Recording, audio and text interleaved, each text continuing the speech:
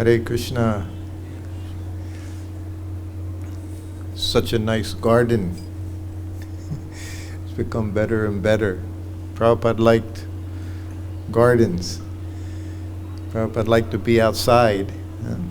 Yesterday I was speaking about how to utilize time, so we didn't get past the morning walk. We started around 5 a.m. and then whenever sun is rising, or around that time, usually around 6 a.m., Prabhupada was heading out the door to the morning walk. So his walk, as much as possible, was in very natural areas. He would walk in parks, different places, cities. He would go to botanical gardens, so very nice places where there was fresh air, sunshine, open places. Or of course we know he would go to the beach. You'll see so many photographs. Srila Prabhupada walking. Los Angeles, he would walk by the ocean. In, of course, Juhu, he would walk along the ocean. Hawaii, he would also walk by, it was called Magic Island, where he would very often take his morning walks, Magic Island. And as I was saying, this was also part of Ayurveda, to be healthy. Everything was fresh. We see nowadays they talk about this virus for this last year. And all these professionals, doctors, physicians, very rarely do you find one will say, get fresh air. In fact, they make us wear masks, they make you stay inside. These are the things. Prabhupada said in one spot, he said, to grow your own vegetables, he said, 100 times better than to buy in the marketplace. Told you, he said that the best thing, he says, that you cook for yourself. This is also Ayurvedic, because most important thing in Ayurveda is you like what you're eating. If you don't like it, you won't digest it. Doesn't matter how nice it may be. If you don't like it, you're not going to digest. So he said, the best thing is you cook for yourself. He said, and if you do that, no matter what garbage you make, you'll think it's good. Because whatever we cook, we're going to think it's good. Whatever we're doing, we're thinking that's the best thing to do. That's why we do it. So for him, of course, he showed me how to use his cooker. That was in the very first days. Maybe we'll get back to that. But the morning walk, again, utilizing time. It wasn't just a walk. You'll see with Prabhupada, he would do many things at the same time. So the morning walk was also time to give instruction to his disciples. And if he had his disciples, sometimes he would chant on the beads, and you never knew what the spiritual master is going to do. If he's going to speak, he's not going to speak, if he's just going to chant. Sometimes the whole morning walk he wouldn't say anything. And as disciples, we were always eager for him to speak, and we were looking forward to that. But you had to be careful, because if you began the conversation, you don't know how he would respond. Sometimes if he didn't want to speak, it wasn't up to you to try to engage him in conversation. I never tried to do that. I learned very quickly as a servant. Let him do what he wants to do.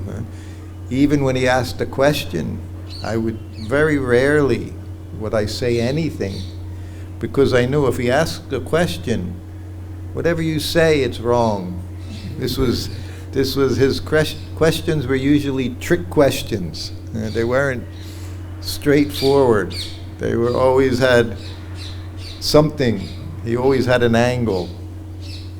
So this would happen on the morning walks, like in Australia, would stop, look at his disciples.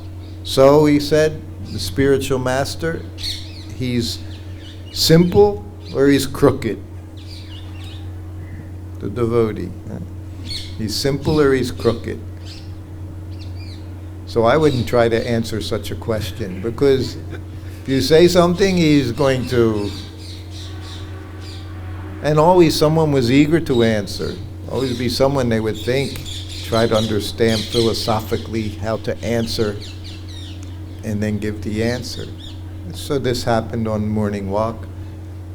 What do you say? Devotee is simple or crooked? No one? Following your strategy. Simple.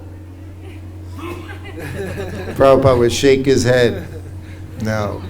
He said he's crooked. He said, just like me. He said, I've tricked all of you. We come in, what do we hear when someone comes to the temple? Just chant Hare Krishna. But no, it's not so simple. Just chant Hare Krishna. So many other things are there. He said, but I came to your country. Just chant Hare Krishna. But then he engaged everyone. And gradually, little prasadam, some chanting, and all of a sudden you have to surrender your whole life to Krishna. Huh?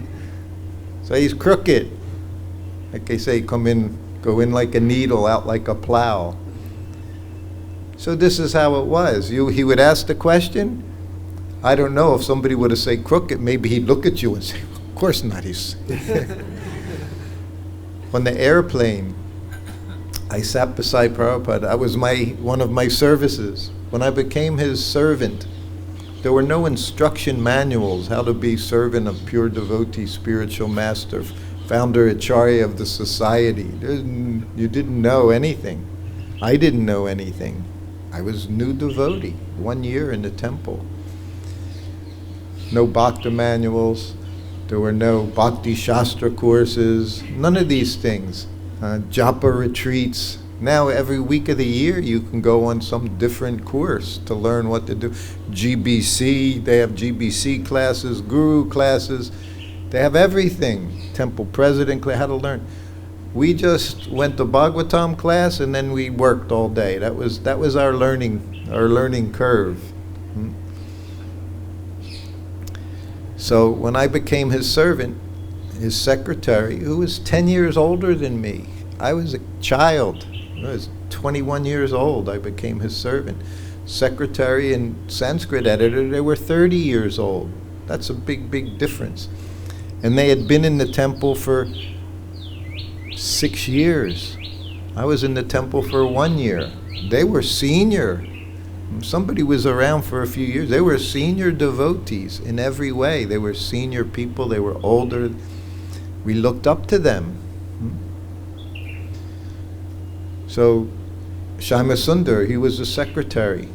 Now he's writing those books, Chasing Rhinos, wonderful accounts with Srila Prabhupada. So he said to me, so you're going to be Prabhupada's servant? He said, when he rings the bell, you answer it. So, that was easy. He said, when he's on the airplane, which was a lot, it wasn't like every now and then, he was always on airplanes. When he's on the plane, you sit beside him. He said, when he's sitting in the car, you sit beside him. And I'm thinking, this sounds pretty good so far, just next to Prabhupada. Of course, it was anxiety. And then he said, do you know how to use a tape recorder? Of course, I said, yes. Just like now, the younger you are, the more you know how to use. So I said, sure, no, play, record, all these things, pressing buttons and all. I said, yes. He said, on the morning walk, you walk beside him and you record whatever he says. So, okay. So that's all I was told. Imagine, 24 hours a day you're with him, but this is your summary. This is your work schedule. So I was on the plane next to Prabhupada. Imagine being next to him, not just in another room, to be next to him, sometimes 10 hours, 12 hours. You're sitting inches away from him. He's got his hand in his bead bag, and you're trying to be Krishna conscious next to him, even though your mind's all over the place, and you're just sitting there, your hand in your bead bag. Very rarely did I pick up a book and read. He read much more than I did. So the one time on the plane, it was Air India. We're in India, in Delhi, flying probably to Bombay or something. So we're sitting in big big airplane at the time. Prabhupada's at the window. Always sat at the window seat. Always. Never sat any other seat. He sat at the window seat. I never asked him why. He liked to look out the window, I guess. So he's sitting there, I'm sitting next to him, and people are boarding the plane. We're just sitting there quietly, and there's music coming over the sound system. And it's nice music, Indian, classical Indian music, sitar, tabla, no voice, instrumental. So we're just sitting there, and he looks at me. He said, "Do you like this music?" So immediately, I don't know what to say, because if I say I like it, it's not chanting Hare Krishna. We know everything's Maya, right? Everything is Maya. If it's not chanting, you're not serving Krishna. Maya. Simple.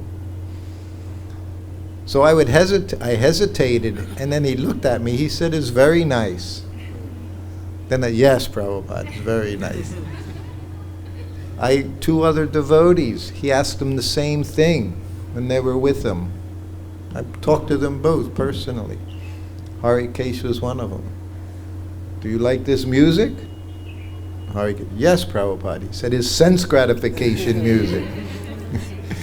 So whatever you said, he just liked to, he enjoyed, like I said, Prabhupada had fun with his disciples.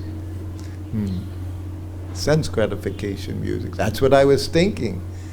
If I would have said it's sense gratification, he said it's very nice. We were at Bhaktivedanta Manor.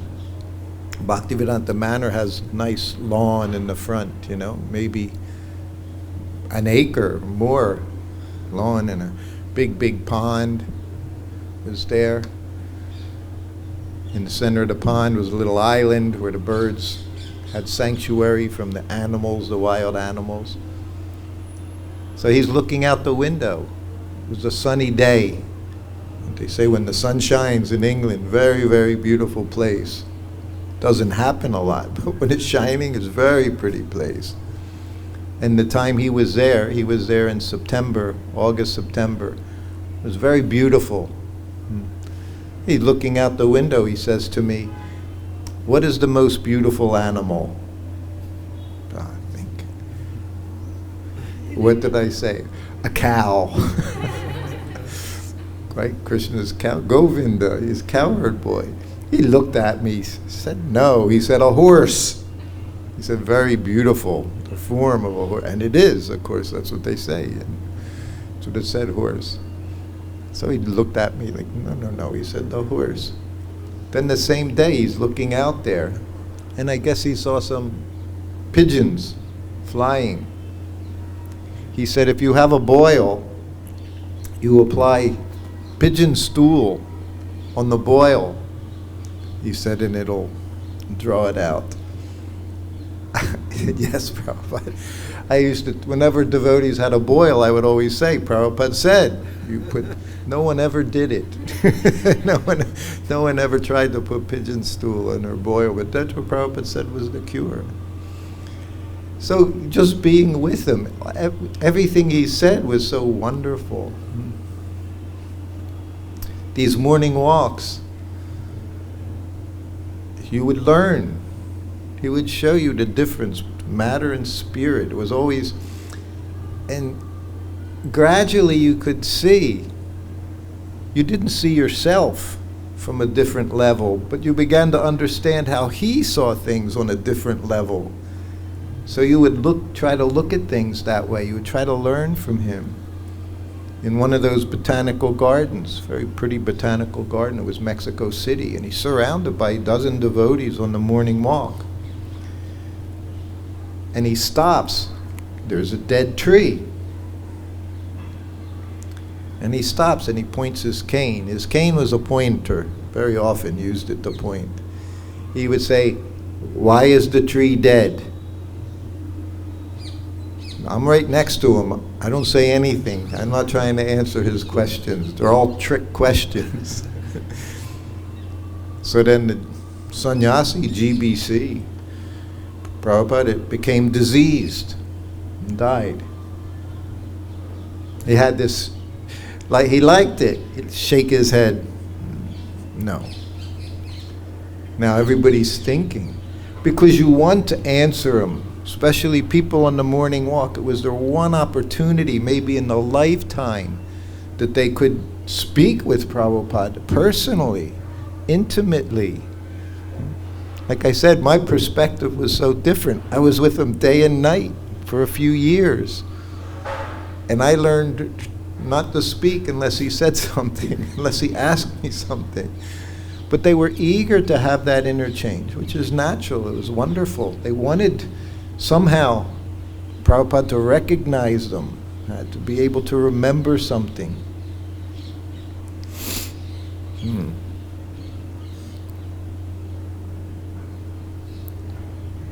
So what was the question I was saying?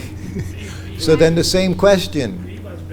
Yes, the tree is dead. So again he goes, why is the tree dead? So finally devotee says, old age. Prabhupada shakes his head. So we're just going down the list: birth, old age, disease, and death. So it had to be one of those things, right? And Prabhupada goes, no. I'm right next to him and I'm thinking, what does he want to hear? I wasn't thinking as he was thinking, but I was thinking. I've been with him now 2 years. What does he want? And I said, Prabhupada, I said, the spirit soul is left. Yes, he said, yes. So it's how he saw things. He saw things properly. We're trained up. We don't see anything properly. We see everything perverted. Prabhupada said, the whole foundation, scientists onward, everyone, scientists, doctors, physicians, whatever they may be, what's their foundation? You're this body. So it doesn't matter what they say on top of it, the foundation is wrong. Whatever they say has no value. Prabhupada had all his faith in Vedic scripture. Whatever we understand from Shastra, through the eyes, through the words of a pure devotee. So but it was just because I learned it from him. Different things I learned by being with him. Not that I actually realized it, but I understood. Now the season has started again, the jasmine, the night jasmine. Seems like it comes up twice a year. Walking where I stay in MVT, there's a big jasmine bush right outside our door. And if about 7 o'clock, 8 o'clock in the evening, the fragrance is just amazing. Call it night star, or anyway, it has different names. So in Los Angeles they had same jasmine. In the evening the fragrance comes, not in the daytime. As soon as the sun goes down, you can smell it, the aroma in the air. So at nighttime, he would say, I would bring it up to him. In the evening, that was part of the time. Every evening massage, twice a day. Evening was no oil. Morning time, end of the morning, was with mustard oil on his body. Evening was dry, and would concentrate on his legs, and his lotus feet, sometimes his back. And he would just sit up. Sometimes he would sit up and chant rounds, or pull down counter beads. Other times he would lie back. We'd just relax. Sometimes close his eyes. Sometimes I didn't know if he was awake or asleep. He was always awake. He was always Krishna conscious. I would say, Prabhupada, even sleeping he was Krishna conscious. Me, even I was awake, I was in my sleeping. Awake didn't matter. So with pure devotee, neither does it matter. Sleeping, he said, if you do Krishna conscious activities all day, at nighttime you're dreaming about your devotional service. So that's also Krishna conscious. But he would have me bring up that jasmine, call it sprig.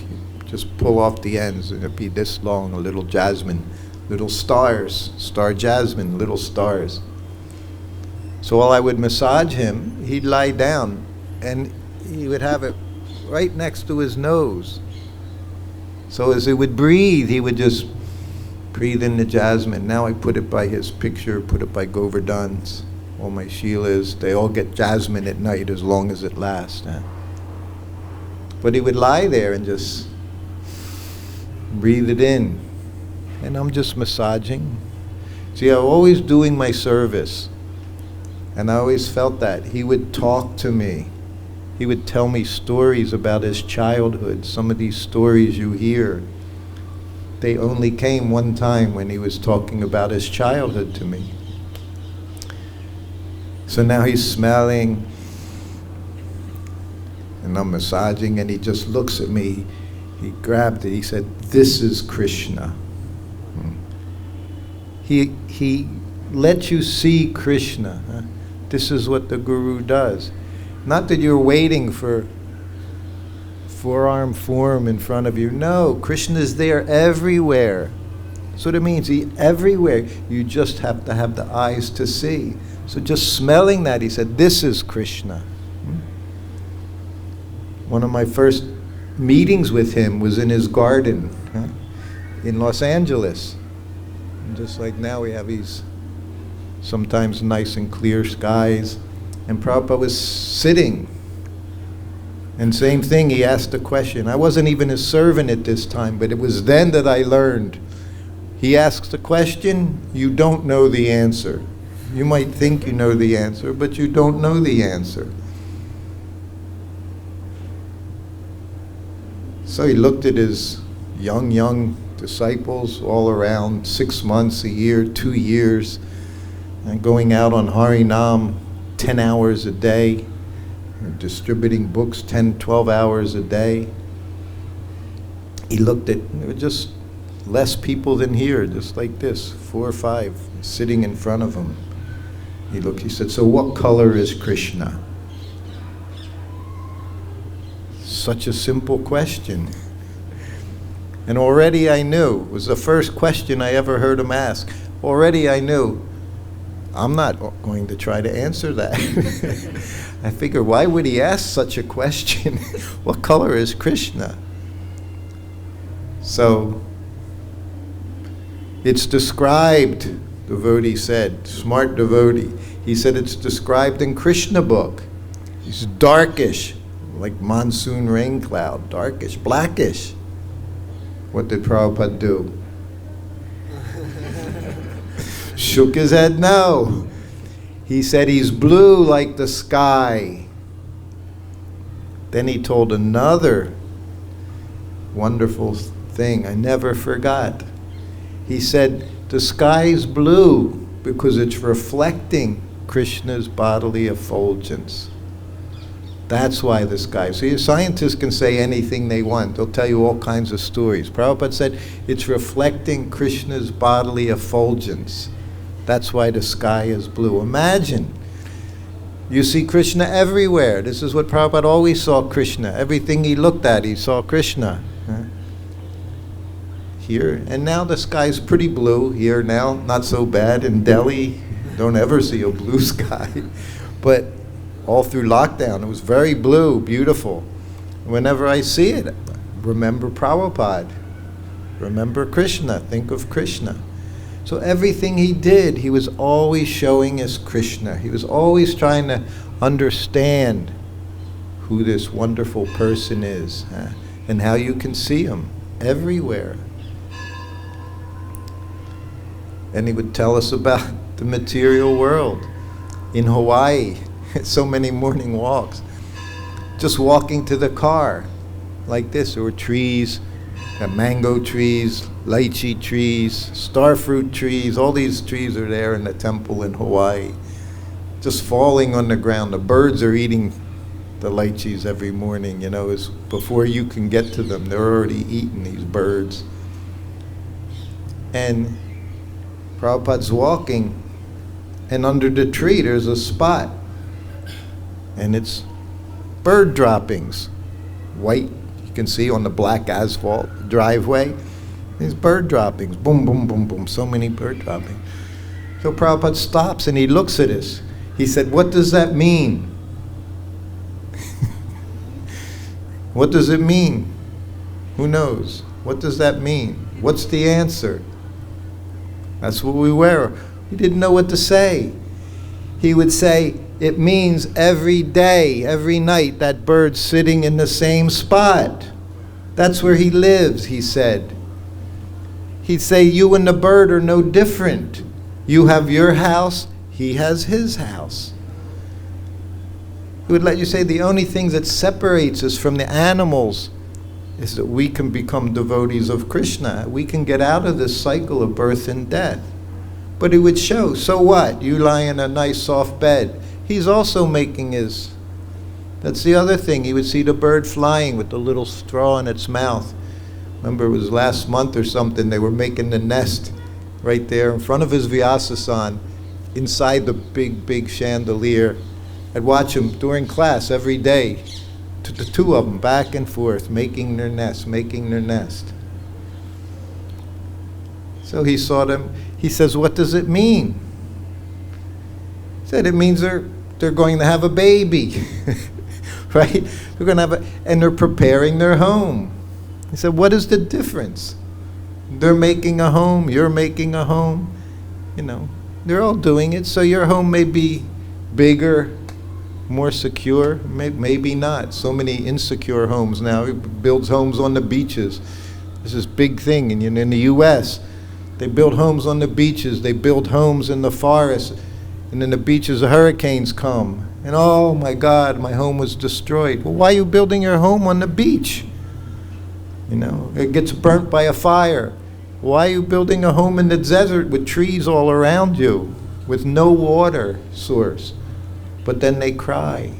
Everything was destroyed. I lost everything in the fire. Do what's practical. Huh? We're not practical even. At least the animals are practical. They build their shelters in places where they'll stay. They even say, when these fires are coming, these storms are coming, you always see the birds flying away. They give you warnings, right? They're going. They know what's happening. We sit there and then complain something happens when something happens.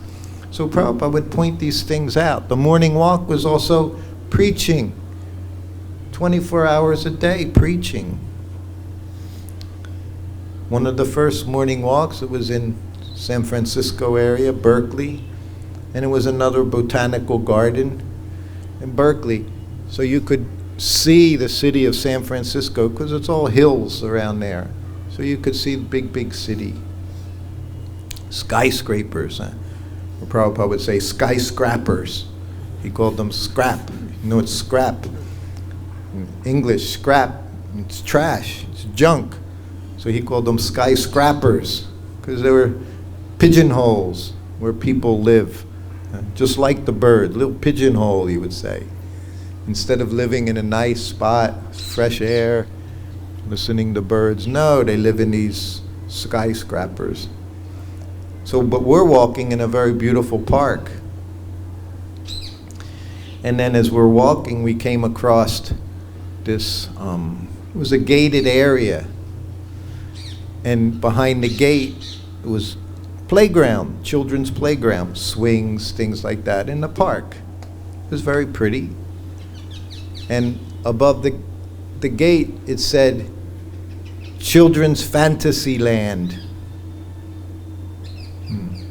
And Prabhupada's walking, and he stops.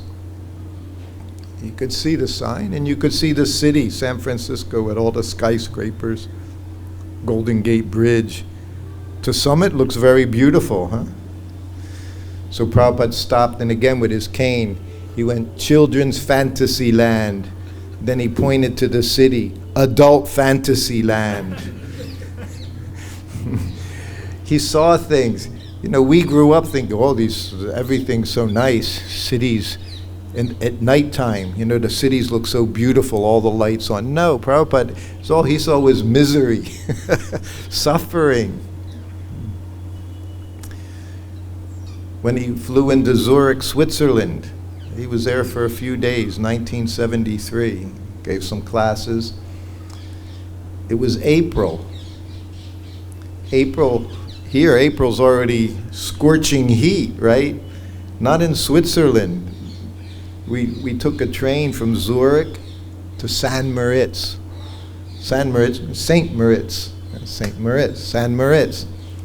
So San Moritz was one of the, at the time, most famous ski resort areas for the very ultra-rich people. They would go to San Moritz. Nice condominiums, places to stay, ski slopes. Anyway, it was for the wealthy. So, devotee had arranged for him to stay there for a few days. San Moritz, in April. Prabhupada saw a postcard. He showed him a postcard. In the postcard, it showed the beautiful mountains, the trees, blue skies, clouds, flowers, wild flowers in the meadows. It was picture perfect, we say. It was picture perfect. But what happened, we're on the train going from Zurich to San Moritz through the mountains. So the train zigzagging along. Prabhupada, and even the train, Switzerland, beautiful train. You know. Prabhupada sitting at the window. There were three of us. I'm in the middle seat, and next to me was a young devotee from England. Well, he was actually from Pakistan. His name was Jai Hari. He's still there in England. I was 22. He was younger than me, and kind of tiny. And he's sitting next to me. So as we're getting to the mountains, it's snow. There's not a flower to be seen. There's not a green leaf on anything. There's just bare trees. And now there are trees covered with snow and icicles as we're going on this few-hour train ride. But, you know, it was a winter scene, a winter beauty. Now we have Prabhupada right next to us at the window. And now I have somebody to talk to. So Prabhupada's sitting there, just hand in his bead bag, and he's chanting. And Jai Hari, you know, we had never seen anything like this. I hadn't been to the Himalayas yet. And mountains are so beautiful. Himalayas, went there just recently, last month. Love the mountains, love the Himalayas and the rivers running through. It's beautiful. And the snow-capped, we say snow-capped mountains at the peaks. But now it was just snow everywhere. There was a spring storm, blizzard. Blizzard conditions means very high winds, the snow's blowing feet deep, you know, 1/2 meter high, snow everywhere. But Jai Hari and I are looking, and we're on this train. It was all very poetic. And we're looking at the mountains and we're saying how pretty it all is, thinking how beautiful it was. And Prabhupada, of course, he can hear everything we're saying. Prabhupada could be just sitting there, just be quietly sitting there, you know. And by this time I had been with him for 6 months. So I was very comfortable with him as his servant. He allowed me that feeling. I wasn't nervous, wasn't in anxiety. I just did my service every day, you know, and I knew what to do because Prabhupada was regulated. It wasn't that you had to wonder. For the most part, you knew the day, 1 minute to the next. So we're looking and we're talking and we're marveling the beautiful Alps. You know, when you're in school, you learn about these things, the Alps in Switzerland, you know, the Himalayas, certain things about the world. So now I'm seeing the Alps for the first time. It was very impressive. And all of a sudden, Prabhupada, he says, "What do they call this place we're going?" I said, "Oh, Prabhupada, it's called San Moritz, St. Moritz." He goes, They may call it San Moritz. He said, I call it San Hellish. He said, there's not a living thing anywhere to be seen, he said. So here we were thinking how wonderful, and he just, he would do that as well. He could crush your views, the way you saw things, so that you could see things differently. Then, of course, we stopped talking. We started chanting on our beads like Prabhupada. Didn't have anything more to say, this Saint Hellish. And he stayed there for 3 days, which was also very interesting, because, as I had said, Prabhupada was very regulated. This is what we're talking about. Prabhupada is regulation. So wherever he is, he goes on the morning walk. He would go on the morning walk in the rain with an umbrella, but he would go on his morning walk. It was part of maintaining healthy body, used in Krishna's service. He wrote, it was on the wall in Hawaii early on, 1971, health, chanting, service, reading. In that order, that was the order. We'll say, oh, well then chanting is, no, chanting's most important. But you have to be healthy. Otherwise, you can't do anything. He did that when Jadharani was ill. She was one, there were a few always struggling with health. There were a couple others. So Prabhupada said, you have to maintain your health. Whatever it takes, you maintain your health. So Prabhupada took morning walk every day.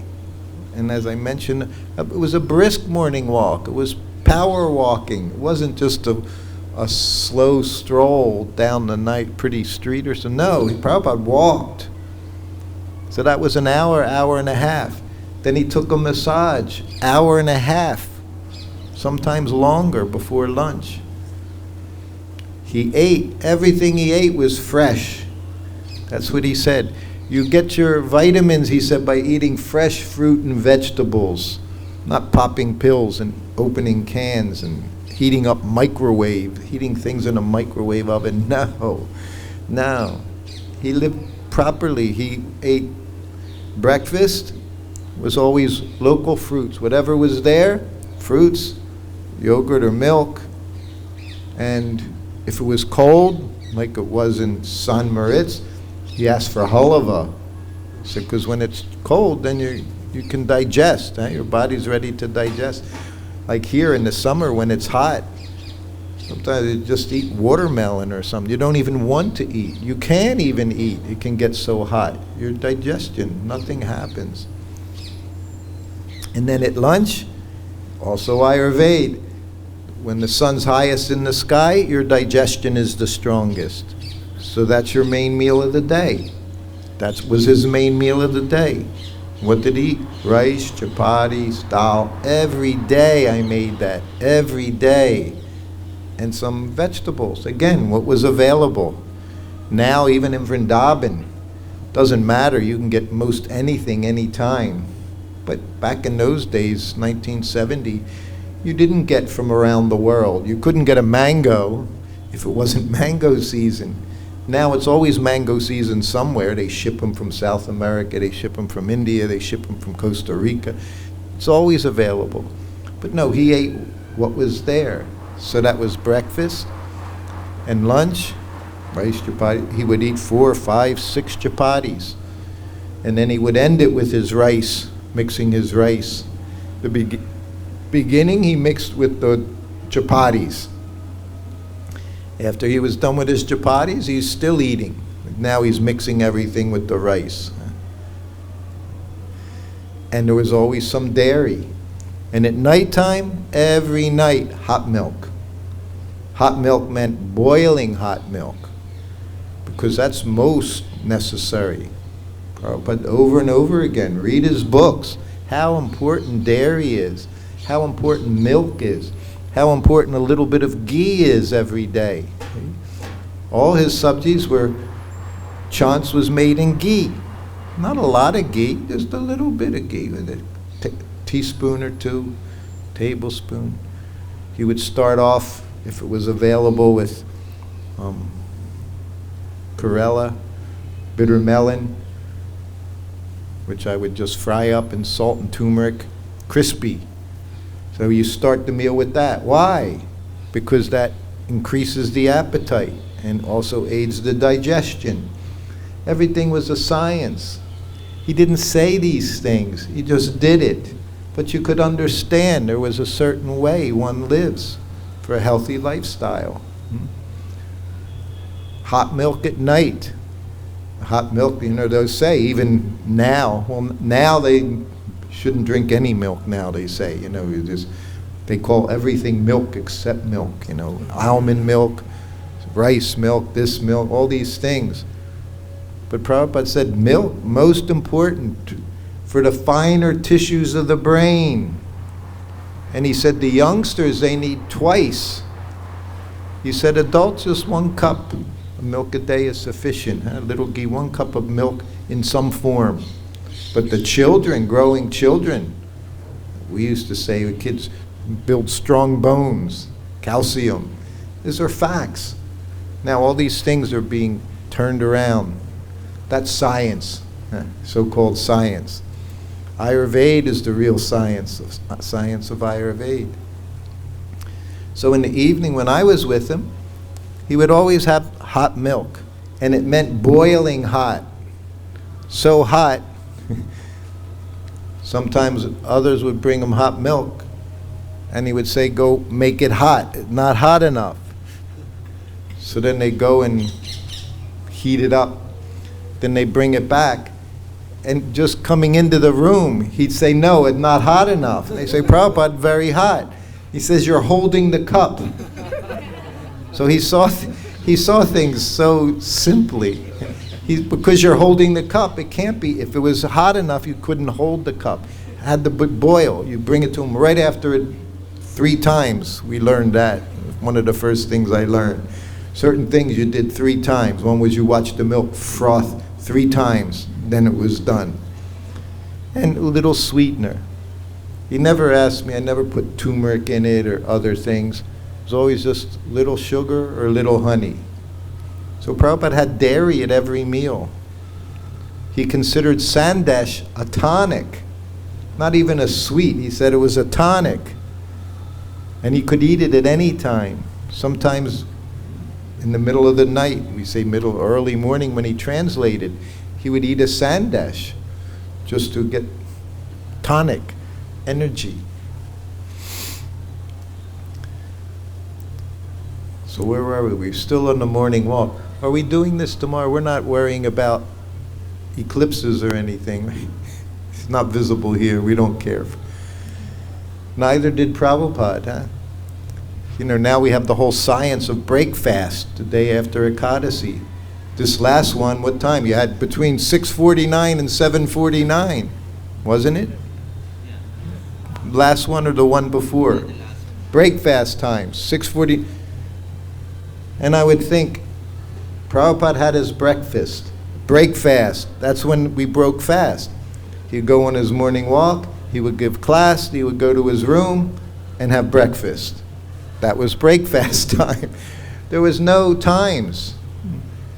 It's not how he trained us in those days. He trained us to preach, preach, preach, just like you heard Mahaman this morning, Gopal Krishna Maharaj the other day. Our business was preaching. Our austerity was preaching. Our advancement in Krishna consciousness came by giving Krishna to others. That's how we made progress. Not sitting back, doing everything for me, me, me, me, me, to save myself. Heck with everybody else. If that was Prabhupada's mood, none of us would be here.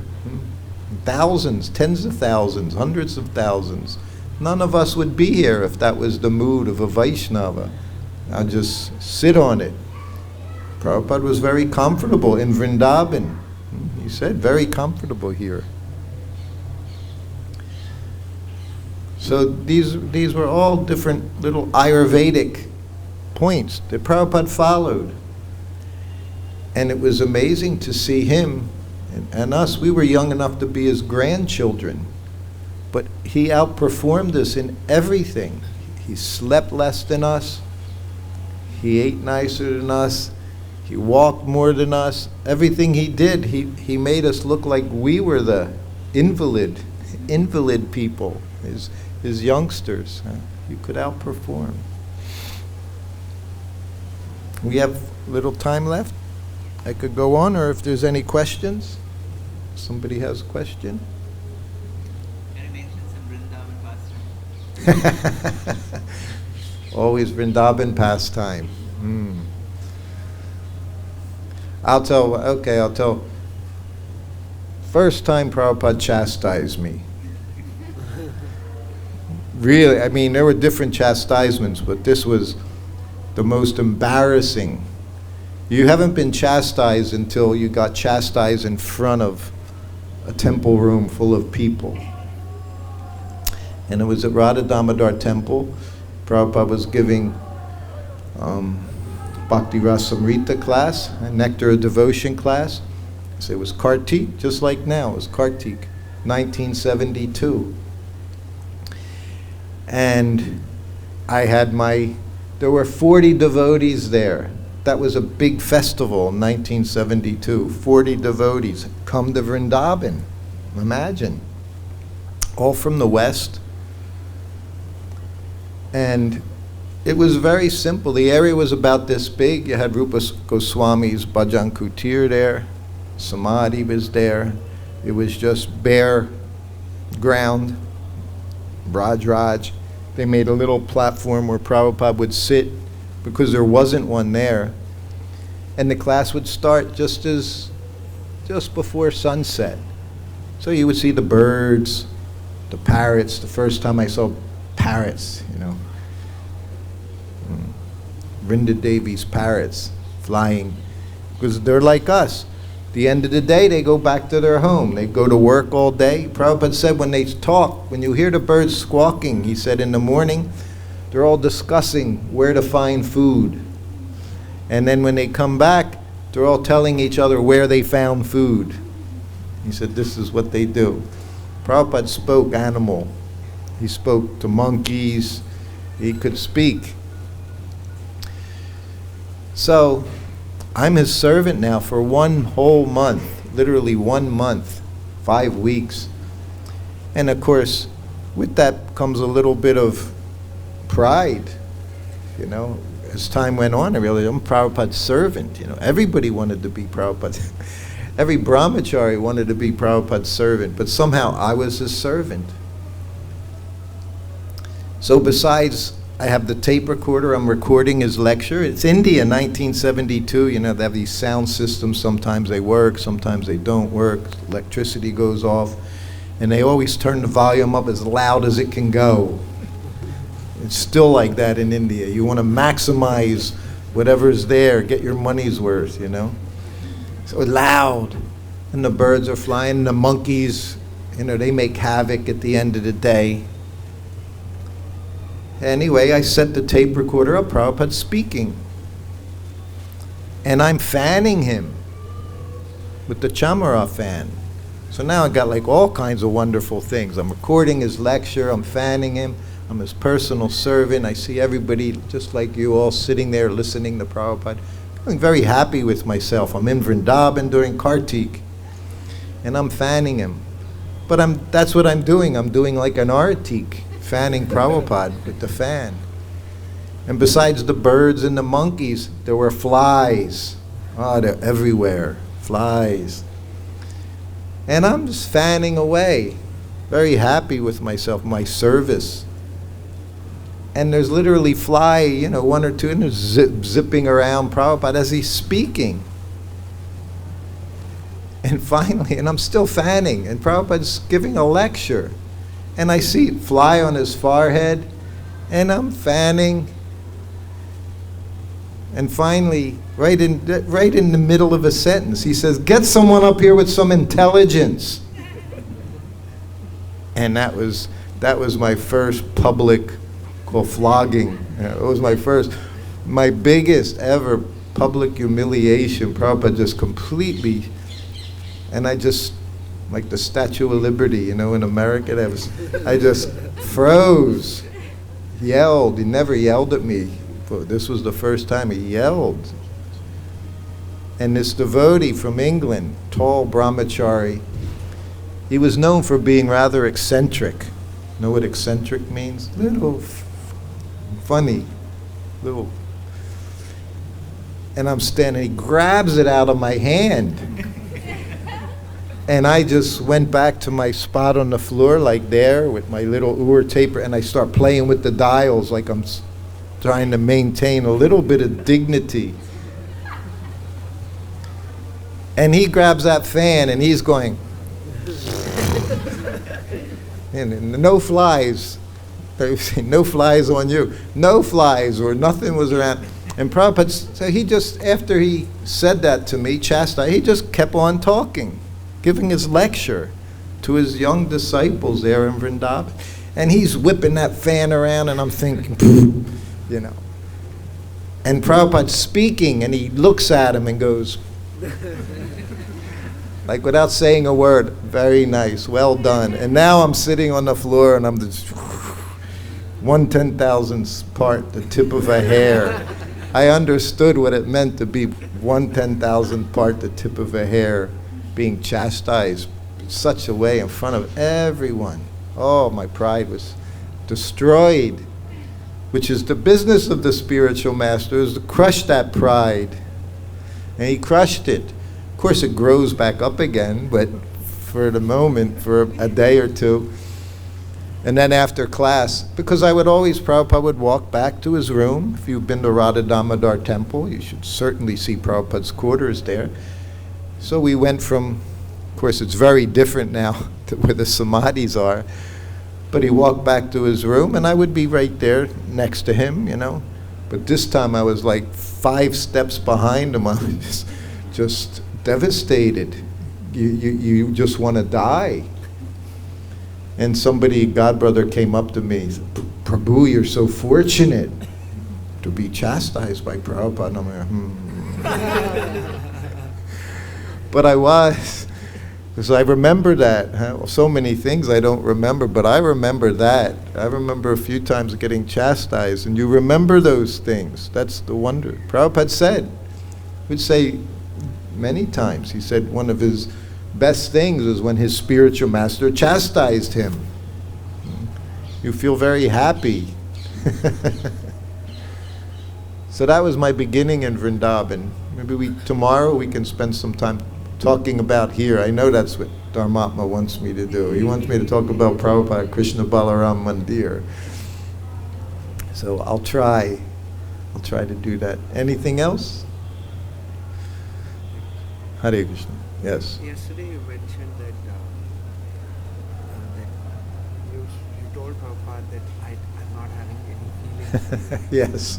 But did the opposite ever happen when you felt like overwhelmed that you're with Prabhupada?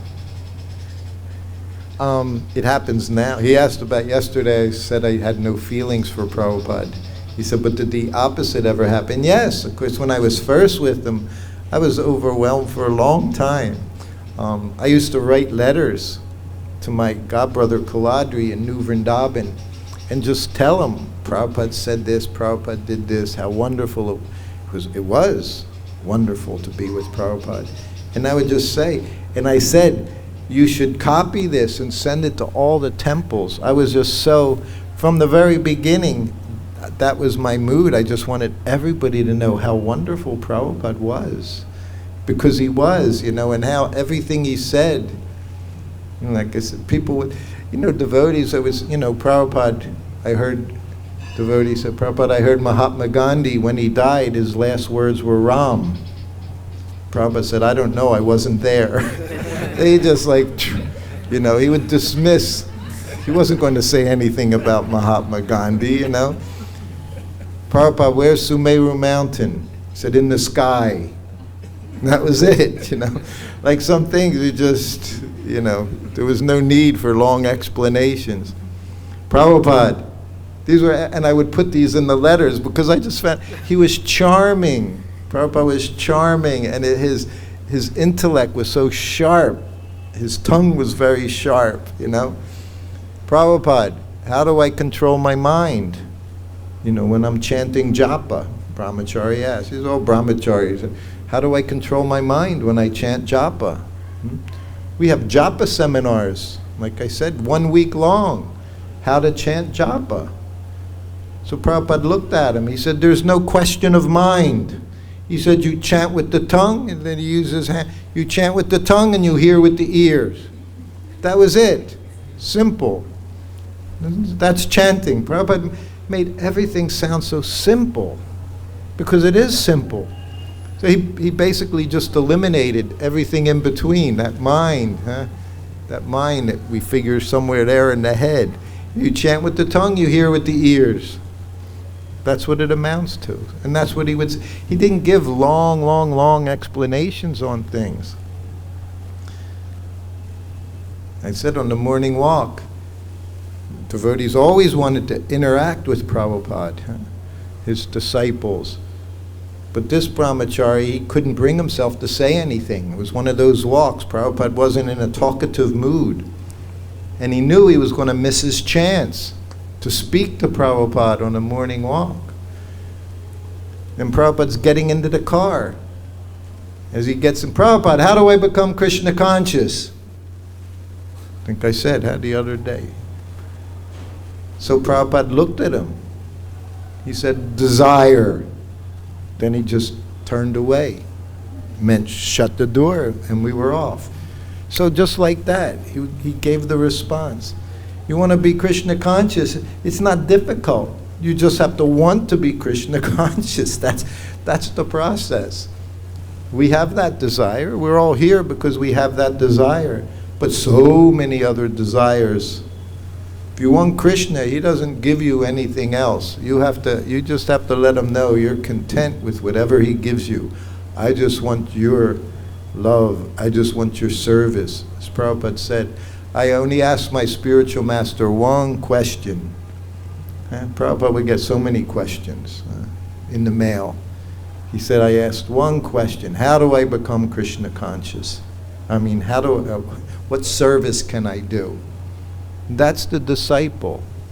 That's understanding Krishna consciousness. How can I serve you? Service is love. Everything will come. Everything will come in time. But in the meantime, we just serve. We do service. We figure out what service I can do, what I'm happy doing. That's even materially, they say, happiness in life is doing what you like and making money at it.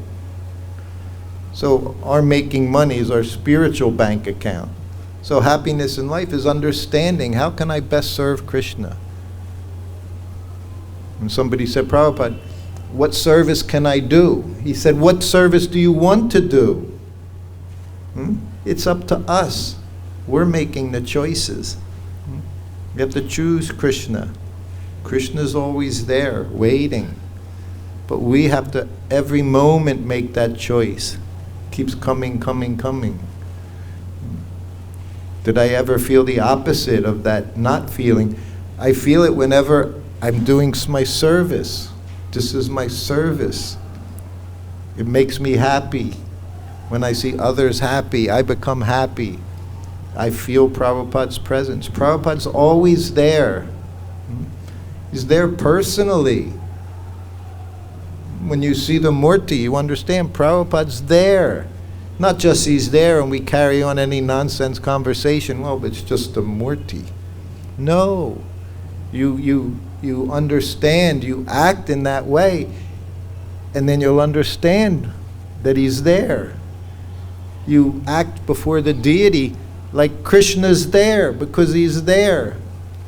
But if we just see some marble, some bell metal, some wood, then you're not going to understand. He said he's in his picture. The devotee said, are you in your picture? Yes, he said. But even more so in my instructions. So he's there in everything. So the more we take up that process, very faithfully, then we become steady, we become strong, our faith grows, and you begin to see, just like we see Krishna, you can see the spiritual master. His instructions are there in everything. He's always guiding. He's always giving us guidance. Prabhupada would say, I'm always with my spiritual master by following his instructions. So it's already class time in there, right? There's class going on in the library now.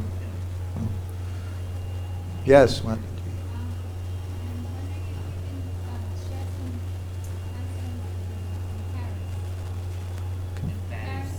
Pastimes in Paris. Paris. Huh. Radha Paris Ishwari. Huh? You see the pictures of the installation. Prabhupada, while he stayed at the manor, then he went to Paris for 1 week. And during that time, they installed Radha Krishna. In London, it's London Ishwari. In Paris, Paris Ishwari. Very beautiful. She looked like she belonged in Paris when you see how they dressed. You'll see one picture, Prabhupada's touching her face, Radharani's face, because there was a little black spot in the marble. And then they put a little paint over it or something. And he's inspecting. I think, and Prabhupada had to show us everything. You'll see they had ladles from the kitchen doing the ceremony, doing the installation. Of course, he would go on his morning walks. And we would take the morning walks right by the Eiffel Tower. I remember seeing it in the background. That's what I said. I never saw anything outside of Prabhupada's room other than the morning walk. And then you didn't get to see anything. We had no interest in these things. You know, Prabhupada never went to the Taj Mahal. He was here forever. I haven't been there. I have never gone and seen it. Never drove by it, nothing. Yeah, what interest does it have to us? I just stay here, Krishna Balaram Mandir, Prabhupada's home. Don't ever want to leave. Now we pray, please keep us locked up here. We don't care, we're locked down in Vrindavan. When he got there, 4 Rue Le Sour, I think was the address of the temple. So on the first floor, there was a balcony outside Prabhupada's room. So the devotees made a request that Prabhupada could speak. Prabhupada could speak from there. So the officials, they said, yes, you can speak, but you can't use a sound system. So Prabhupada laughed. He said, this is the way of telling you not to speak. He said, what can you do? Huh? How are you going to speak? Because everyone was far away. You know, without a sound system, no one could hear him. And then he went to the mayor's, I believe it was the mayor's palace, office, whatever it was. You know, it was France, everything very beautiful, very fancy. And he went there, met the mayor, which this is not something Prabhupada did. You came to see him. He didn't like putting himself in a position. You go to see someone, that means they're your superior. You're going to see them. He didn't like that. But he did it. He did it for the devotees, arranged it. And I was there for that occasion. And it was funny because they had made a garland for Prabhupada to give to him. So they handed Prabhupada the garland, Prabhupada put it on himself. Then they all freaked, and then they made the tiny little garland so he could give a garland to the mayor. Prabhupada had his own way of introductions and etiquettes. You know, etiquette, he was Prabhupada. You know, you come sit before him, you bow before him, he's Prabhupada. And then it was interesting. And he would always say in front of politicians, government, he would always say, your duty is to aid people in becoming Krishna conscious, to take care of the society, to see that they're Krishna conscious. He would always give the same basic talk. Of course, everything had to be translated. You'll see a video, I'm sitting on the floor with my tape recorder, and it wasn't working. So the whole conversation literally did not get recorded. And you can see Prabhupada speaking, and you'll see me playing with dial. I don't know what happened, but it just didn't work. Yogeshwar, I think, was translating. One lady, devotee, French devotee lady, she was translating. And then afterwards, there were about a dozen devotees there. Then they had a whole spread, food, and buffet. Get a plate and put on. So Prabhupada said to the devotees, you can take some fruit if you want some fruit. That was it. Fruit's always you can take. You can go anywhere and take fruit. That's okay. Prabhupada didn't take anything. He wouldn't take anything. But he said that he knew us. We were always ready to eat, take prasadam. We were ready to take prasadam. And then there's some photographs. In my book, I put the photograph standing in some big, wonderful building. Hansadut is there, Bhagavan, Prabhupada, and myself standing, bunch of flags, French flags and things. Prabhupada one time in his room, when he was there, Prabhupada spoke, of course, many languages, and this time he spoke a little French. He went, foo, foo, foo, foo, foo. So he made kind of fun of the French language, he said, He was in the plane, he was going to Italy, Rome, and getting off the plane, of course they say most beautiful women, Italian women are some of the most beautiful women. I'm Italian American, and my parents, of course they spoke Italian. My grandparents were all from Italy. Prabhupada asked me if I wanted to go help Dhananjaya open the temple in Italy. No, Prabhupada. Because he recognized me as being Italian. But I didn't know any Italian at all. Anyway, Prabhupada's on the plane. I said when we're getting off, he would always leave some space. But in front of him was a young Italian girl, long black hair, And Prabhupada turned behind to his disciple and he said, she's very pretty. And she heard him. And she turned around and said, thank you. He said, it's not a compliment, it's just a fact.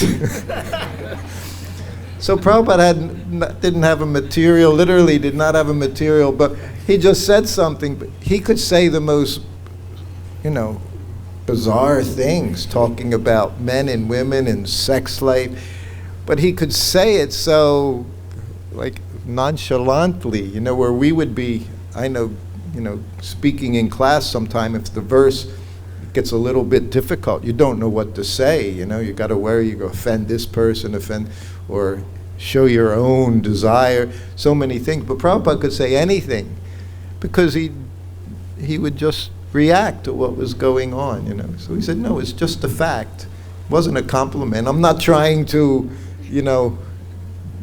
create anything. I'm just talking here to my disciples,